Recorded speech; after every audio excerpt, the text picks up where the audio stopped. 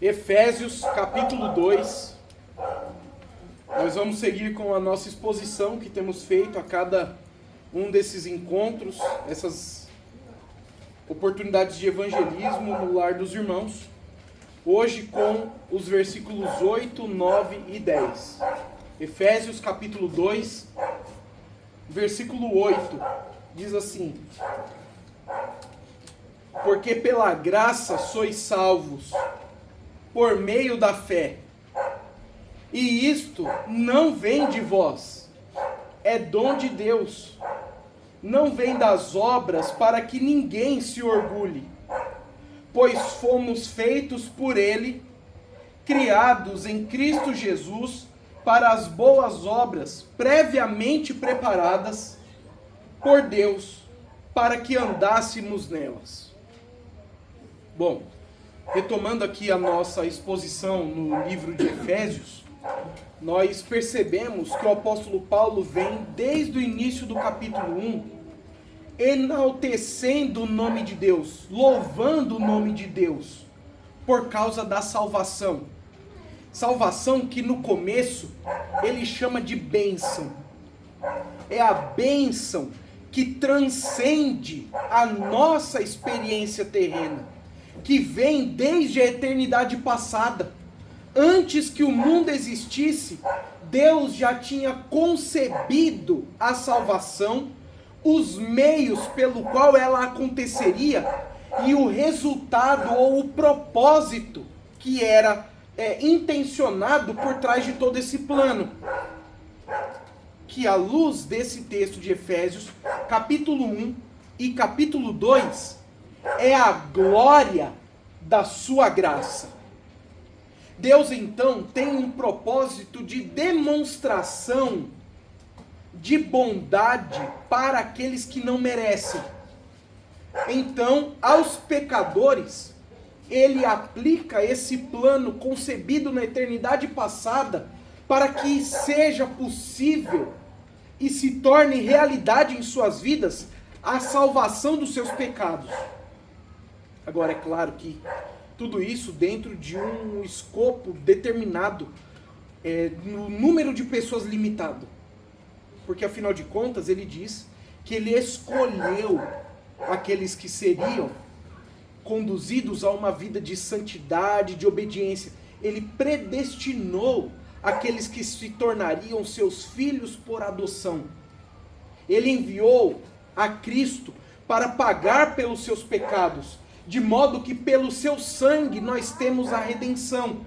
Ele também deu o seu Espírito a todos aqueles que, crendo nele, se tornam participantes das suas promessas.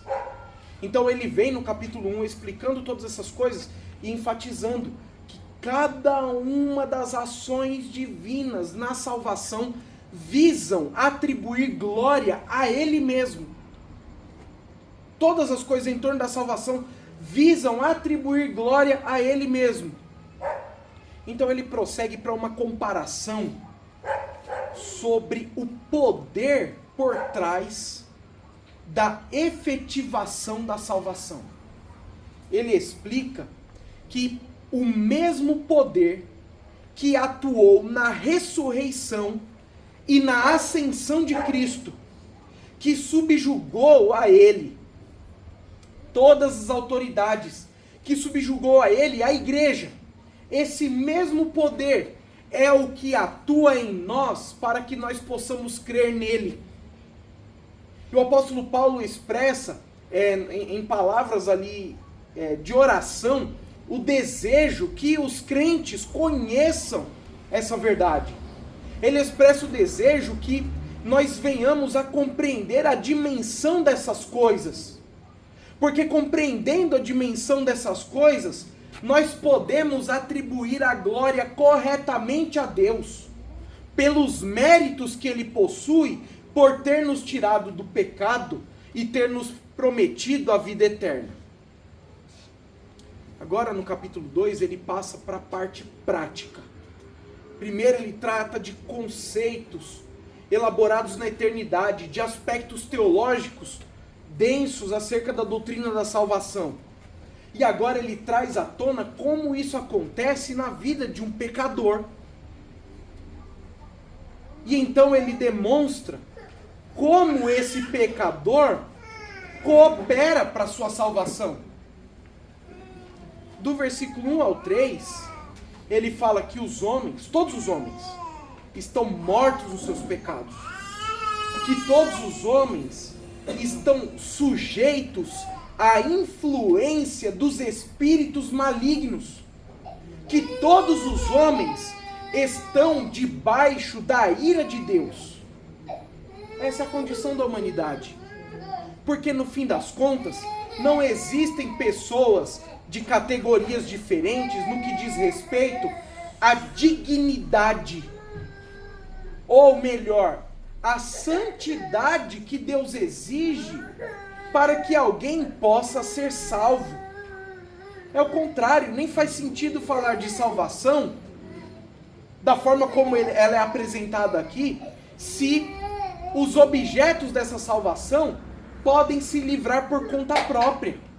O ponto que o apóstolo Paulo estabelece aqui de modo muito claro é que o homem, na condição em que ele está, ele não é capaz de fazer nada, porque ele está morto nos seus pecados. Porque toda a influência que ele recebe é maligna. Porque tudo aquilo que ele sabe fazer é mal. E se ele merece alguma coisa, a única coisa de que ele é digno é da ira de Deus.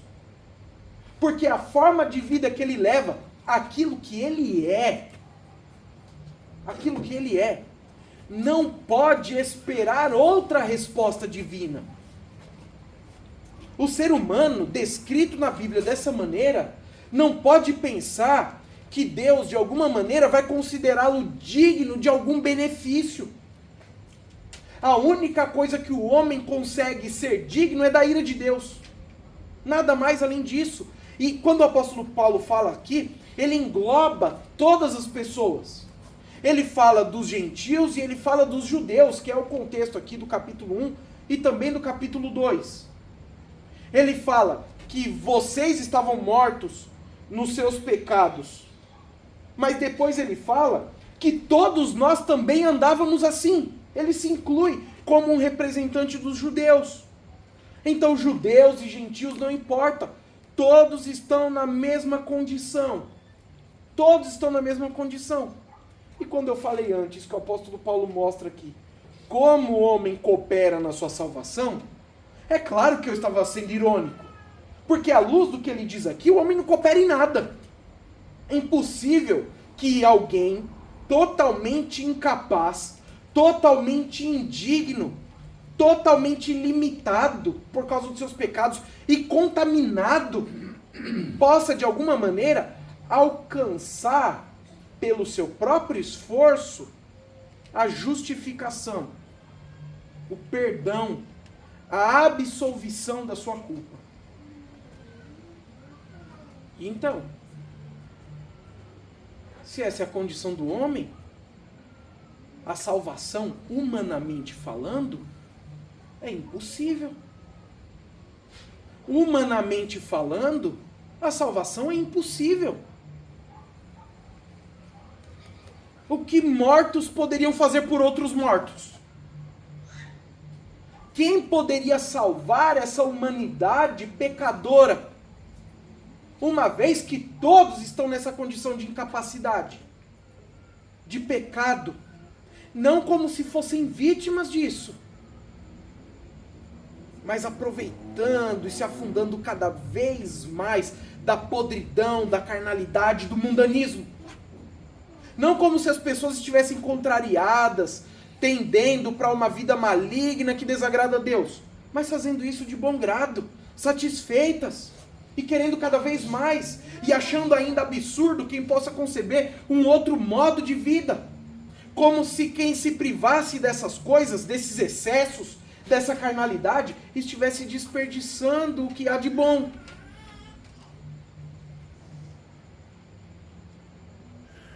Então nós temos aqui uma humanidade que é incapaz de se salvar. E tem mais uma coisa. Uma humanidade que não quer ser salva. Não quer. Foi isso que Jesus disse para os judeus, numa discussão, depois que ele tinha feito um milagre, e ele traz várias evidências de que ele de fato é o Filho de Deus. E ele diz para aqueles homens, diante de tantas evidências, de tantas provas: vocês não querem vir a mim para ter vida. Vocês não querem. E quando Jesus declara essas coisas, fica evidente que os homens são incapazes de compreender a sua condição de pecado. E eles não querem. Como então a humanidade pode ser salva? Como a humanidade pode ser salva? Se não existe ninguém entre nós capaz de acudir o outro nessa condição terrível. Nessa condição cujo destino é experimentar com todo o rigor a ira de Deus. Veja o que ele diz do versículo 1 ao 3. Estando vós mortos nas vossas transgressões e pecados, nos quais andastes no passado, no caminho deste mundo, segundo o príncipe do poderio do ar, do espírito que agora age nos filhos da desobediência, entre os quais todos nós também antes andávamos, seguindo os desejos carnais, fazendo a vontade da carne e da mente, e éramos por natureza filhos da ira, assim como os demais. E então, como já vinha sendo dito no capítulo 1, o apóstolo Paulo mostra, mais uma vez, e até aqui nesse ponto em Efésios, nós estamos falando disso repetidamente. Mais uma vez ele mostra que somente o poder divino é capaz de tirar o homem dessa condição de pecado e de reverter a sua condenação eterna. Então ele diz no versículo 4, mas Deus, que é rico em misericórdia, pelo imenso amor com que nos amou, estando nós ainda mortos em nossos pecados, deu-nos vida juntamente com Cristo. Pela graça sois salvos. E nos ressuscitou juntamente com Ele, e com Ele nos fez assentar nas regiões celestiais em Cristo Jesus, para mostrar nos séculos vindouros a suprema riqueza da sua graça, pela sua bondade para conosco em Cristo Jesus. Então, assim como ele vinha explicando no capítulo 1, ele traz agora, na prática, como a salvação acontece. A salvação não acontece porque eu quis buscar a Deus. Porque de alguma maneira eu, diferente dos meus iguais, tive uma disposição bondosa de reconhecer os meus pecados e procurar um meio de salvação. Não tem, isso não está em questão aqui. Porque isso não é a realidade da humanidade. O que está em questão aqui é que enquanto nós estávamos mortos nos nossos pecados, Deus, que é bom, que é misericordioso, que é gracioso, que age na contramão daquilo que nós merecemos, por graça, Ele nos dá vida. E quando ele traz essa expressão, é claro que dentro do contexto, ela é o contraste da nossa condição anterior. Anteriormente nós estávamos mortos, mas agora Ele nos deu vida. Ele mudou a nossa condição, realizando algo que para as criaturas é impossível. Ele nos refez, Ele nos tornou uma coisa nova. Ele nos transformou em algo de natureza distinta do que nós vínhamos sendo. Ele soberanamente, pela sua própria vontade, nos buscou, nos encontrou, nos transformou. Isso que aconteceu não foi uma mudança que nós buscamos. Ele mudou a nossa essência. Ele mudou o nosso ser. Agora, não somos mais mortos nos pecados, mas vivos, ressuscitados juntamente com Cristo, assentado com Ele nas regiões celestiais. Tudo isso para que, nos séculos vindouros, na era futura, fique evidente a suprema riqueza da sua graça. Por que Deus faz assim?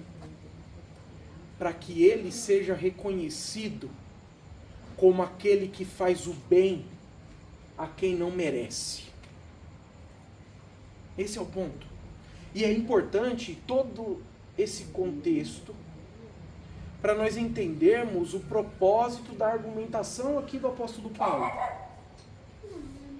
O propósito do apóstolo Paulo, nesses capítulos, é mostrar que Deus tem um plano que está sendo efetuado. Esse plano visa a glória dele mesmo. Esse plano se desenrola pela salvação de pecadores e pela unificação deles num só corpo, que é a igreja, a fim de que Cristo, exaltado acima de todos, seja glorificado. Até aqui, nós basicamente já temos todas as respostas que nós precisamos no que diz respeito à salvação. Mas mesmo diante de tanta clareza, de uma linha argumentativa tão coerente e bem organizada, nós temos uma conclusão. E o texto de hoje é essa conclusão. Do versículo 8 até o versículo 10, nós encontramos uma explicação final. Como que uma recapitulação, em resumo, de um modo muito simples e objetivo. Ele começa o versículo 8 dizendo o seguinte: porquê? Este porquê é a explicação final. Na verdade, nós temos dois porquês aqui. Nós temos um porquê no versículo 8 e outro porquê no versículo 10. O porquê do versículo 8, que engloba o versículo 8 e 9, é a explicação da salvação por graça que foi descrita até aqui. E o porquê do versículo 10 explica a questão das boas obras na vida do crente, uma vez que a salvação é efetuada por completo da parte de Deus. Então vamos olhar os versículos. Ele diz então no versículo 8: porque pela graça sois salvos, por meio da fé. E isso não vem de vós, é dom de Deus. Então, depois de todas essas coisas que ele disse, dar vida aos mortos, ressuscitá-los, fazê-los se assentar com Cristo, a bênção, o perdão de pecados, o selo da promessa, todas essas coisas que ele mencionou aqui no contexto dizem respeito ao quê? Nós geralmente chamamos isso de uma coisa só: salvação. Salvação. Nós englobamos tudo isso dentro desse termo, que é como o apóstolo Paulo faz aqui. É como ele faz aqui. Ele fala então, depois de tudo isso, ele explica: vocês são salvos pela graça. E quando ele fala de salvação, ele está pensando em todas essas coisas que já foram explicadas anteriormente. A salvação para o apóstolo Paulo aqui é a solução definitiva, absoluta do problema do pecado, que foi planejada na eternidade, que foi alcançada pela obra de Cristo e que é aplicada agora a nós pela fé, através da obra do Espírito Santo. Essa salvação completa, ele diz, é pela graça. Agora, esse é um conceito que até aqui já deve estar bem claro. Porque quando ele fala de graça, e esse é um significado muito conhecido, acho que da maioria dos que estão aqui, mas quando ele fala de graça, ele fala de realmente fazer algo por alguém que vai na contramão daquilo que ela merece. E quando nós falamos isso, nós falamos de uma coisa boa para alguém que não merece isso. A Escritura compara isso com um presente. O próprio texto vai dizer isso aqui na frente. Mas tem uma explicação que eu acho que é a mais clara de todas, que eu já li outras vezes nessas reuniões, que é lá em Romanos capítulo 4. E eu vou resumir aqui. O trabalhador é digno do seu salário. Você faz coisas e recebe recompensa pelas coisas que você faz. Isso é o que se espera. Se eu trabalho, eu espero receber a minha recompensa. Alguém que faz uma coisa má também deveria receber a recompensa do mal que praticou. Esse é o pagamento, o salário. O apóstolo Paulo diz, inclusive, que o salário do pecado é a morte. Ou seja, os pecadores são dignos de quê? De morte. Os pecadores são dignos de morte. Isso está à altura. É o pagamento que corresponde ao ato que foi praticado. Mas a graça não é assim. A graça é algo que é dado a quem não fez por onde. No exemplo de Romanos 4 que eu estou mencionando, ele fala de Abraão.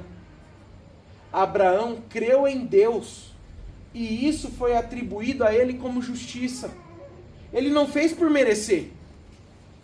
Ele simplesmente recebeu a justificação pela fé. O texto chama isso de graça. Abraão não era digno de salvação. Ao contrário, ele era pecador. Mas ele foi justificado. Ele foi absolvido da sua culpa. Ele foi removido da sentença condenatória. Por quê? O que ele fez? Nada. Foi por graça. Foi por graça. Ele creu e isso foi atribuído como justiça. Então, quando nós lemos aqui que a salvação é por graça, é exatamente como o apóstolo Paulo fala em Romanos capítulo 6. O salário do pecado é a morte. Mas o dom gratuito, o presente gratuito de Deus, é a vida eterna em Cristo Jesus, nosso Senhor. Enfim, o que ele está dizendo? Que a salvação não é algo que se conquista por mérito. A salvação é um presente que eu recebo sem ter feito por onde.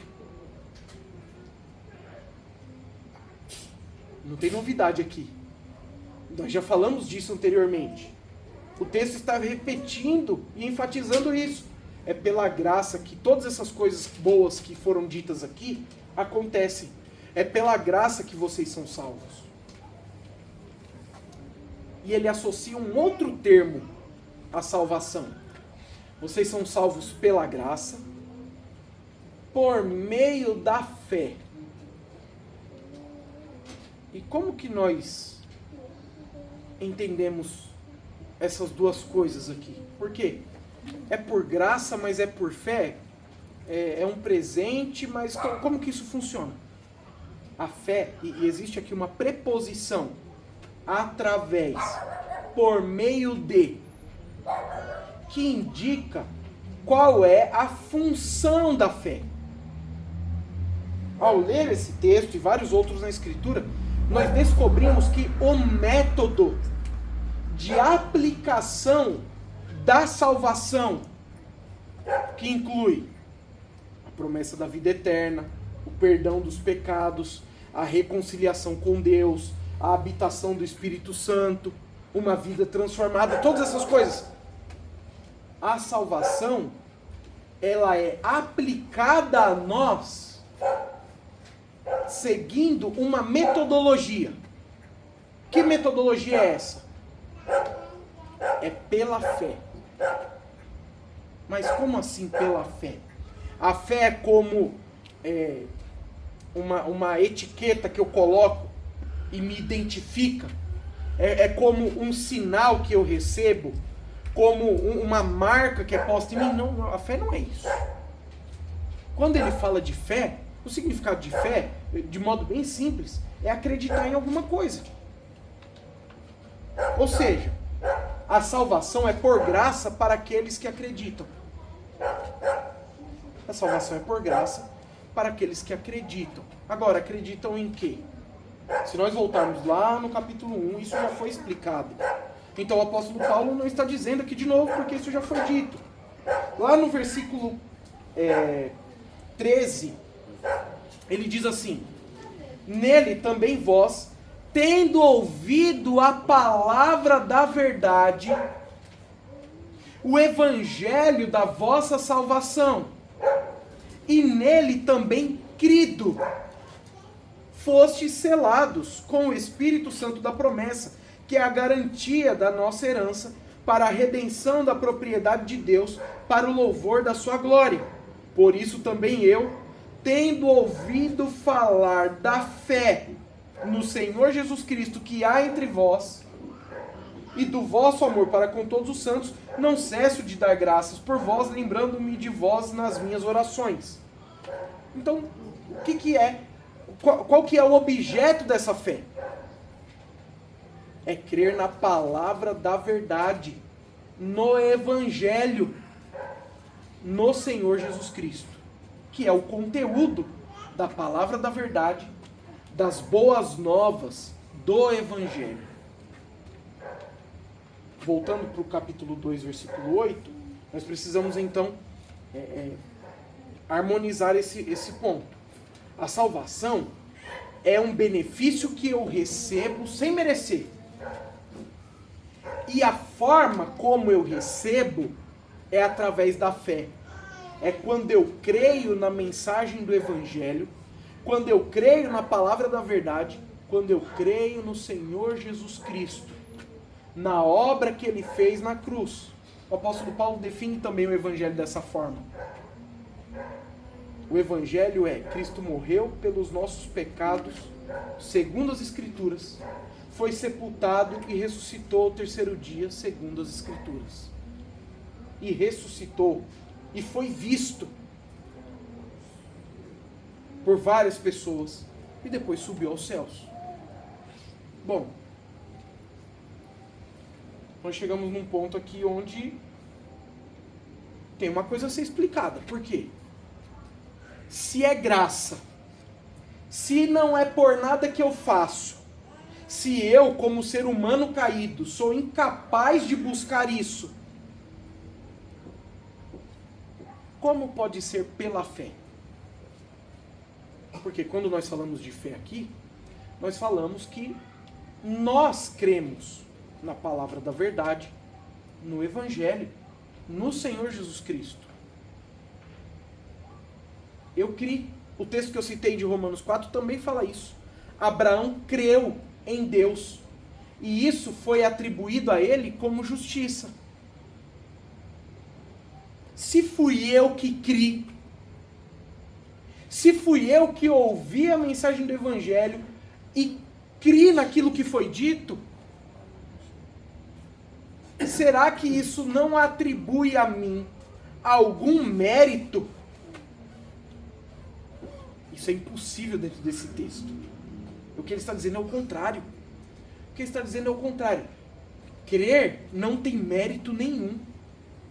Crer não tem mérito nenhum. Como assim? Fui eu que criei. Como que você está dizendo que eu não tenho mérito por ter crido? Duas pessoas ouviram o Evangelho. Um creu e o outro não creu.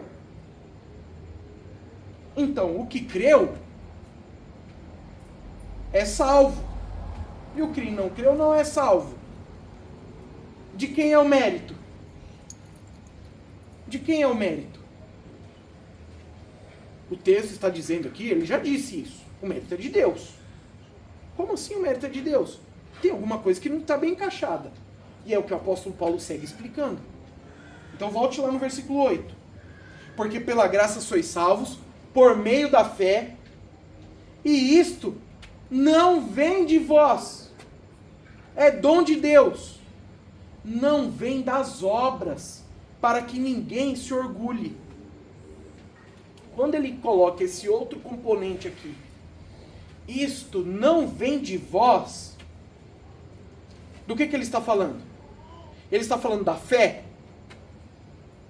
É uma possibilidade. Ele está falando da graça? É lógico que a graça não vem de nós, a graça é de Deus.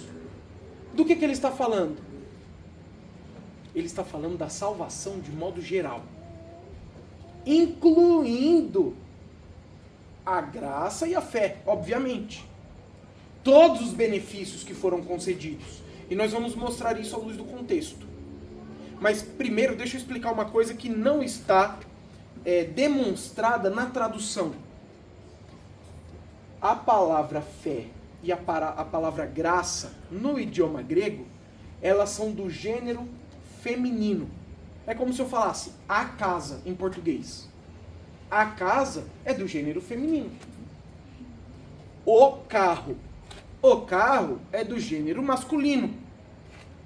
No português nós só temos gênero feminino e gênero masculino. No grego tem um terceiro gênero, que é um gênero neutro, usado em diversas situações. Quando ele fala de graça e de fé, nós temos o gênero feminino. E quando ele fala isto não vem de vós, não é no gênero feminino, para ter coesão com graça e fé que foram ditos antes. Não.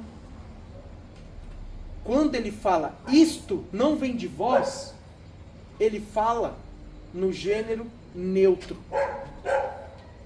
Por que ele fala no gênero neutro? Porque o isto não vem de vós, não é de obras, para que ninguém se orgulhe, é a salvação de modo geral. Ele não está falando de um aspecto, ele não está falando de uma característica, porque o que ele tem defendido desde o capítulo 1 é que na salvação Deus faz tudo. Na salvação Deus faz tudo, inclusive opera a fé em mim. Que história é essa? Quer dizer que até o simples crer na mensagem do Evangelho não é algo que eu faço de modo autônomo? De modo nenhum.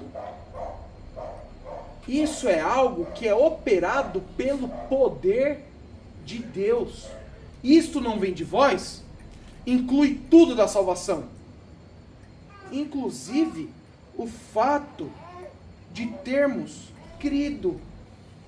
Volte lá de novo para o capítulo 1. Vamos ler a partir do versículo 18. Nós lemos aqui já um pedaço desse texto. Ele vai falar que não cessa de dar graças a Deus, para que Deus dê o espírito de sabedoria e pleno conhecimento dele. Versículo 18. Sendo iluminados os olhos do vosso coração, para que saibais qual é a esperança do chamado que ele vos fez, quais são as riquezas da glória da sua herança nos santos, e qual é a suprema grandeza do seu poder para conosco, os que cremos.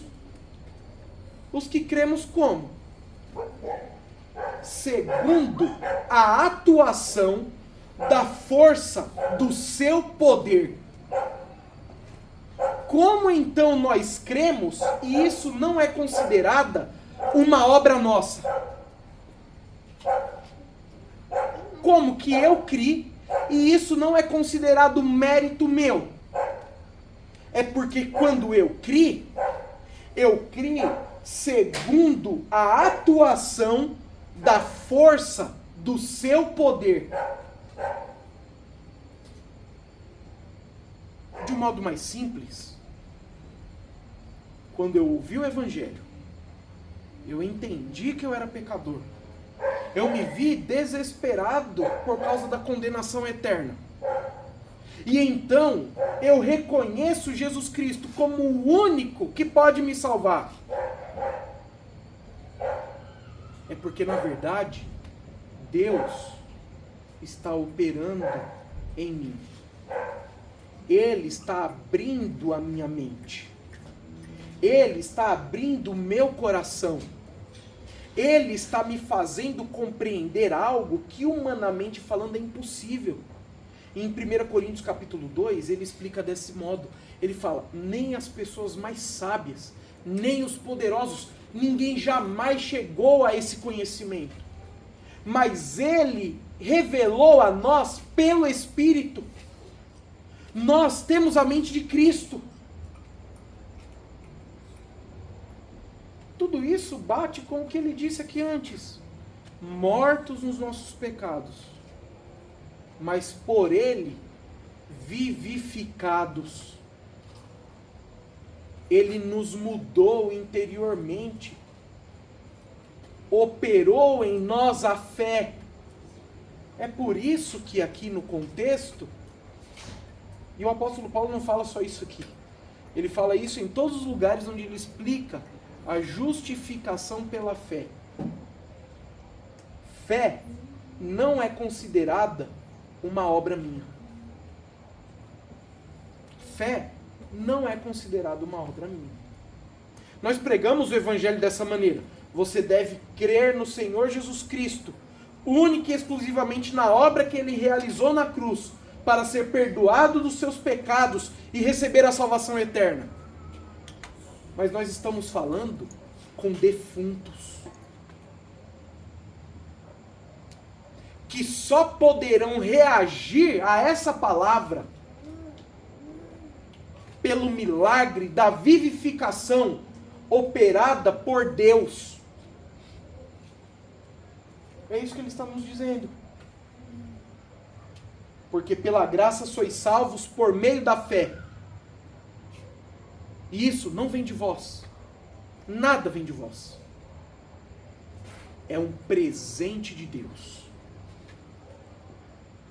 E as nossas versões geralmente trazem a palavra dom, que pode ter um monte de significado ou de compreensões diferentes para as pessoas, e nem sempre conectam com o objetivo que o texto está buscando.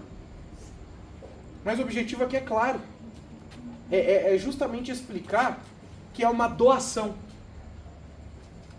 A salvação não é algo que se obtém por mérito. Ela é aplicada a mim por meio da fé. A causa é a graça de Deus. O efeito é a fé. Ou seja, não vem de mim. Não vem de mim. É um presente divino.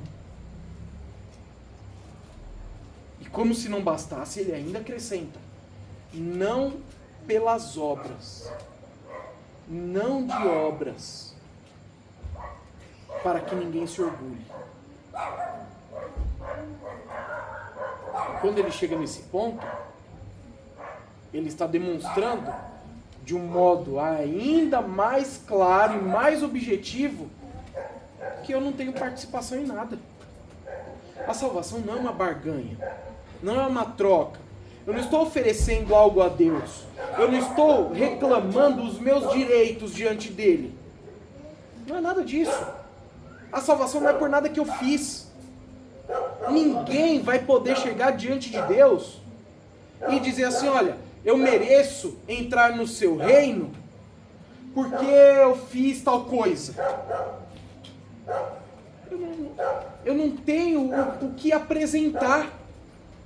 Eu não tenho o que apresentar. E só entrarão no seu reino aqueles que foram salvos por graça. Ou seja, aqueles a quem Deus aplicou e operou a fé, para que eles então se tornassem dignos, não pelos seus próprios feitos, mas pelos de Cristo.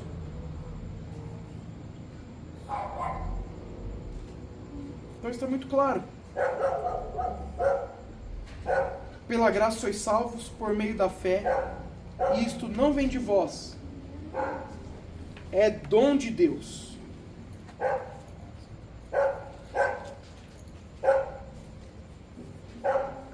Tem um versículo que apoia essa afirmação de um modo também muito claro, que é quando Deus diz a Moisés: terei misericórdia de quem eu quiser ter misericórdia, e compaixão de quem eu quiser ter compaixão.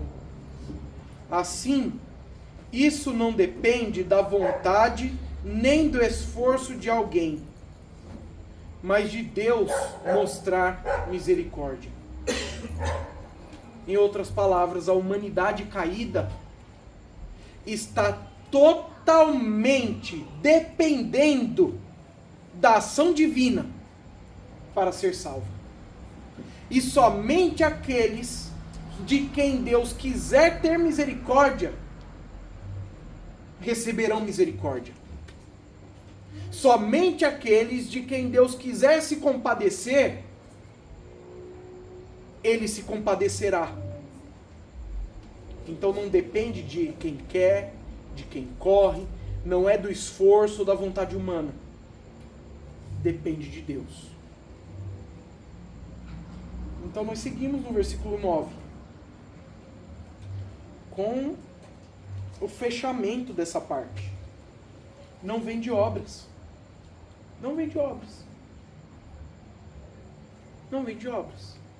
Só que isso aqui vai na contramão do pensamento popular sobre a salvação.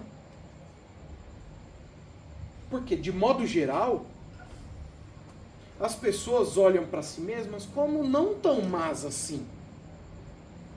Não, veja só, eu tenho aqui os meus defeitos, mas tem muita gente pior do que eu.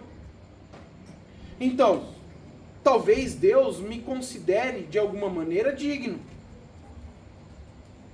Afinal de contas, tem que ser muito ruim para ser rejeitado por Deus. Geralmente é assim que as pessoas pensam. As pessoas pensam que a régua de Deus é tão baixa quanto a deles.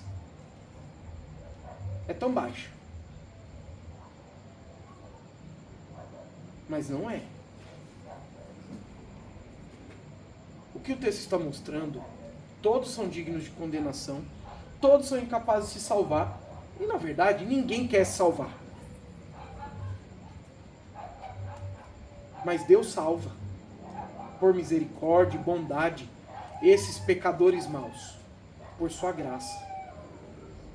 Então não vem de obras. Não vem de obras. Embora as pessoas continuem pensando assim.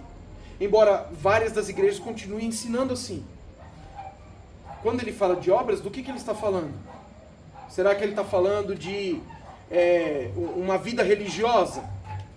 Será que ele está falando de uma moralidade mais ou menos aceitável?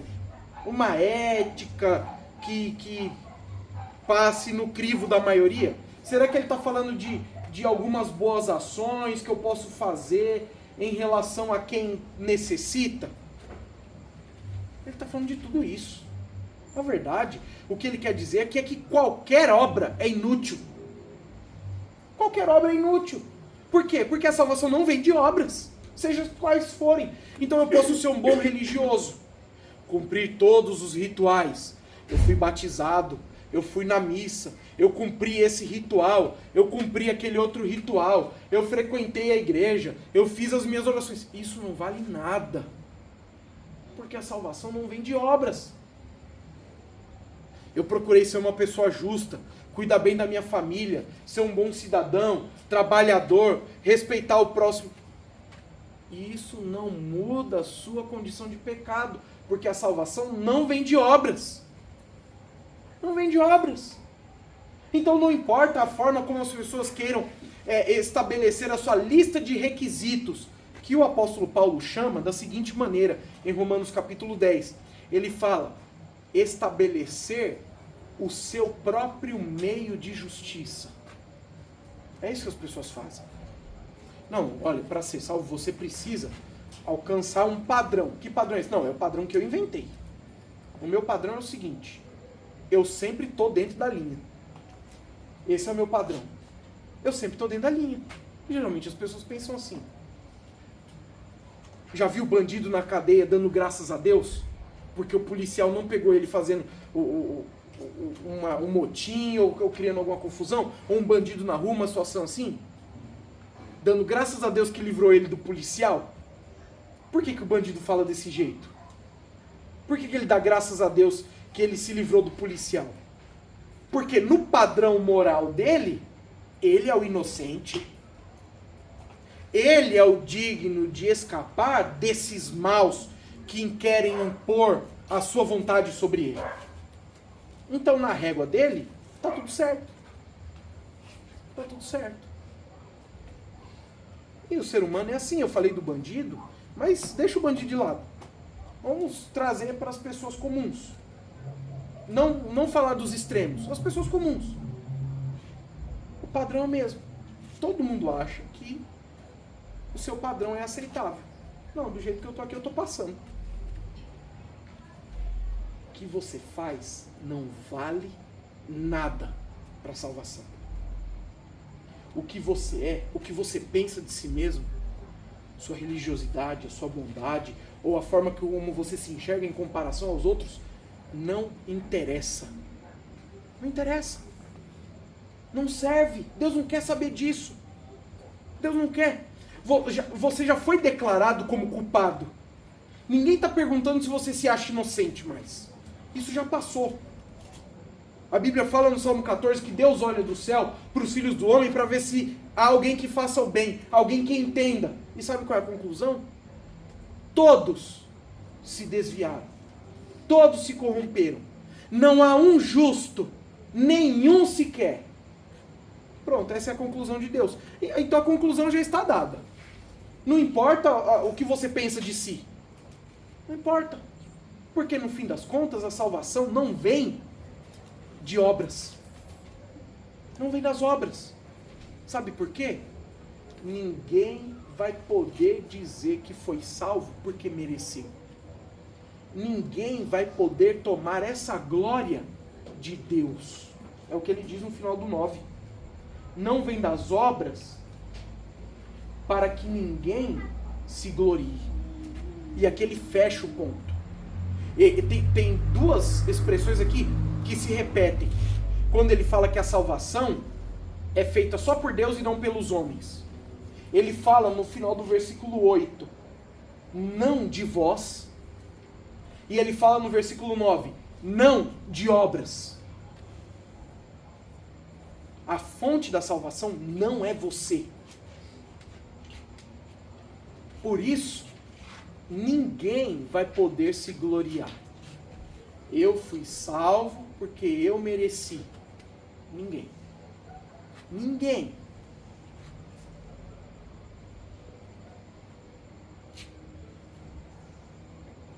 Agora, diante disso, já fica claro que somente Deus vai receber a glória pela salvação.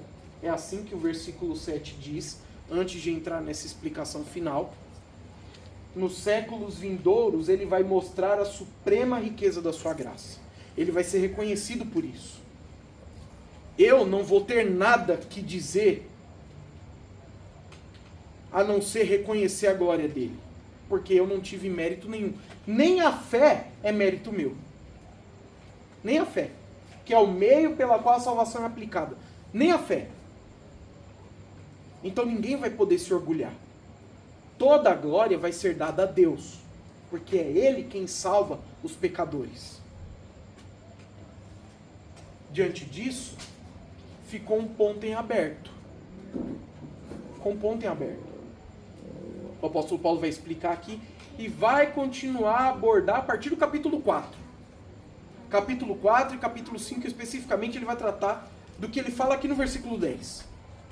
Que é o seguinte: quer dizer que as obras não são necessárias para a salvação. Não são. Não são. Nunca foram e nunca serão. Então, o que dizer sobre as boas obras? Veja o versículo 10. Pois fomos feitos por ele. É outra explicação. É outro porquê, semelhante ao do versículo 8. pois fomos feitos por Ele, criados em Cristo Jesus para as boas obras, previamente preparadas por Deus para que andássemos nelas. Nesse último ponto, ele vai explicar então como as boas obras encontram lugar na nossa vida. Elas não servem para me salvar. Elas são o resultado da salvação que eu recebi. É isso que o texto está dizendo. Ele fala que nós fomos feitos por Ele, como uma obra-prima. Nós fomos feitos, nós fomos concebidos por Ele, como uma obra na mão de um artista. Ele nos planejou, Ele nos formou, Ele nos criou. Essa é a próxima expressão, inclusive. Ele nos fez, mas só que aqui ele não está falando da criação de modo geral. Não está falando da criação de modo geral. Ele está falando que Ele nos fez de um modo particular, específico, em Cristo Jesus. Então ele diz, pois fomos feitos por Ele, criados em Cristo Jesus, ou por Cristo Jesus, para as boas obras. Diante de tudo que ele está dizendo aqui no texto, falando sobre a salvação, olha como ele explica o resultado prático disso. Nós que fomos vivificados, ressuscitados, nos assentamos juntamente com Ele nos céus, que recebemos todos os benefícios da salvação, nós fomos feitos para uma vida de boas obras. Ele nos fez assim, Ele nos transformou nisso, de modo que lá no capítulo 4 e no capítulo 5, ele vai falar do velho homem e do novo homem. Por quê? Fomos refeitos. Em 2 Coríntios 17, ele fala que agora nós somos novas criaturas. E que agora tudo se fez novo. Nós somos uma coisa diferente do que nós éramos. E esse novo ser, resultado da salvação, esse novo ser é feito para uma vida de boas obras. Esse novo ser é inclinado a uma vida de obediência. Esse novo ser, por Deus, é levado a andar segundo a vontade dele. Então tem um outro texto paralelo, não precisam abrir as suas Bíblias lá, mas em Tito capítulo 3, versículo 5, ele explica primeiro o seguinte: não por méritos de atos de justiça que houvéssemos praticado, mas segundo sua misericórdia ele nos salvou, mediante o lavar da regeneração e da renovação realizadas pelo Espírito Santo. Então ele explica que nós fomos salvos e purificados e transformados numa coisa nova por obra de Deus e não por mérito nosso. Mas lá no versículo 8 ele acrescenta: esta palavra é digna de crédito e quero que a proclames com firmeza para que os que creem em Deus, os que foram salvos pela fé, procurem aplicar-se às boas obras. Tais coisas são excelentes e proveitosas para os homens. Então agora nós compreendemos que quando nós fomos salvos, nós não fomos salvos apenas da condenação eterna, da separação de Deus. Nós também fomos salvos de uma vida de pecados. Boas obras na vida do crente são benefícios da salvação. A Escritura fala que esse é o fruto do Espírito. Olhando para mim mesmo, miserável homem que sou, mas graças a Deus por Cristo Jesus. Porque pelo Espírito, Ele me guia à obediência. Então agora, eu posso buscar uma vida de obediência a Deus, uma vida que agrada a Deus, não porque eu estou querendo barganhar alguma coisa com Ele, mas porque Ele me salvou. Ele me salvou das prisões do pecado. Ele me salvou da velha natureza. Ele me salvou de viver uma vida de desobediência e rebelião. E Ele tem trabalhado em mim para o aperfeiçoamento e santidade. Nós fomos criados para ser assim. Nós somos criados para as boas obras. Em Cristo Jesus. Mas tem um outro ponto que ele acrescenta aí no final. Essas boas obras, elas foram preparadas previamente por Deus, para que andássemos nelas. Deus já tinha planejado tudo isso antecipadamente. Aliás, também não tem novidade nisso, porque se nós voltamos lá no capítulo 1, no versículo 4, ele fala que ele nos elegeu antes da fundação do mundo para sermos santos e irrepreensíveis diante dele em amor. Ele planejou a nossa vida dessa maneira. Nascemos em pecado, perdidos, mas já tínhamos sido escolhidos para uma vida de santidade. Já tínhamos sido escolhidos para uma vida de obediência, para uma vida de boas obras. Assim o apóstolo Paulo fecha o assunto, que como eu falei, lá no capítulo 4 ele expande e explica, mostrando como deve ser a vida cristã, como nós agora, filhos de Deus, devemos imitá-lo.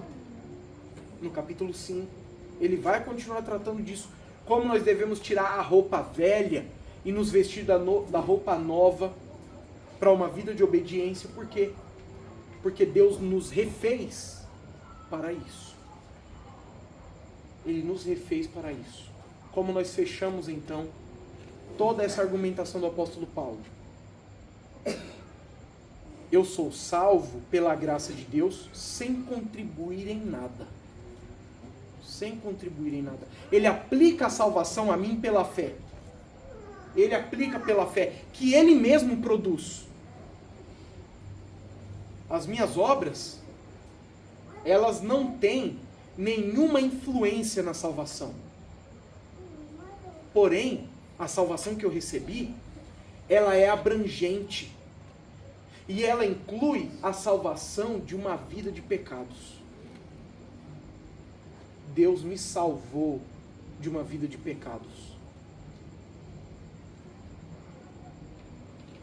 De modo que agora Ele me guia à obediência e à santidade.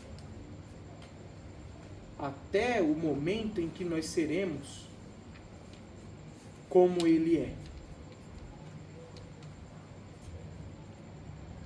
Esse é o ensino da Escritura. É o ensino da Escritura que nos mostra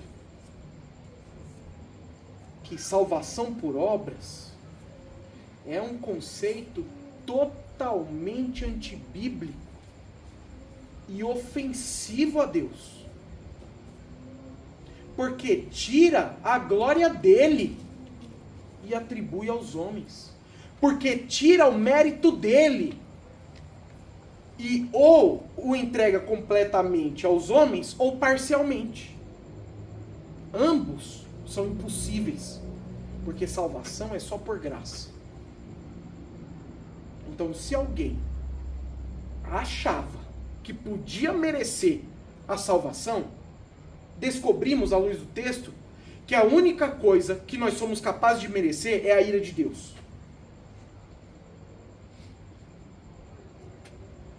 Mas nós descobrimos também que Deus pode ter misericórdia de quem andava assim perdido, desorientado, cego para a verdade, dando de graça sem pedir nada em troca. Como está agora, sujo, podre pelo pecado, uma nova vida, uma vida de obediência, de santificação e todos os benefícios da salvação que se estenderão para toda a eternidade. sem exigir nada em troca. Ao contrário, te dando a bênção de uma vida de obediência, comunhão com Ele, esperança segura da vida eterna.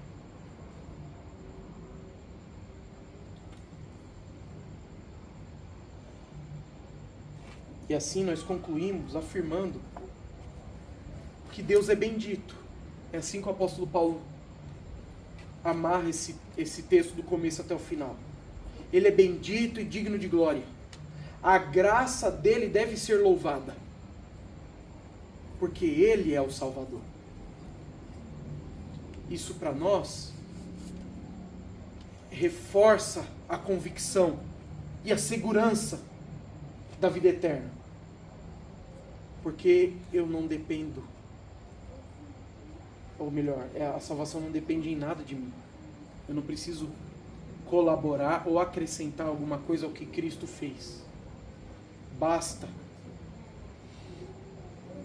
que Ele cumpra o que prometeu.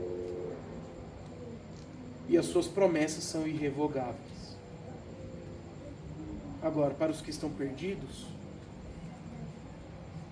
nós dizemos: você deve colocar a fé em Cristo. Mas nós sabemos que você não pode. E nós sabemos que você não quer. E nós sabemos que você resiste.